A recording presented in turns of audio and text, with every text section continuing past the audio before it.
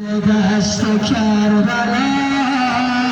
بکیده و جهر جفا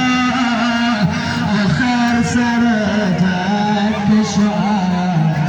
قفا بروبر یا صاحب زمان فاطمه میزدش به سر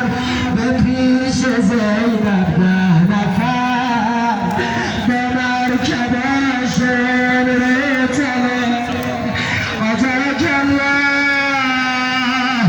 يا صاحب الزمان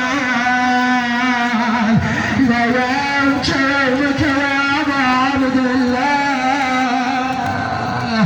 يا علي بن موسى الرزا أغجل جبد العين السر وزمان زروب اجتباه زیر نور افتاد اما دیگر بدن مسلم نشده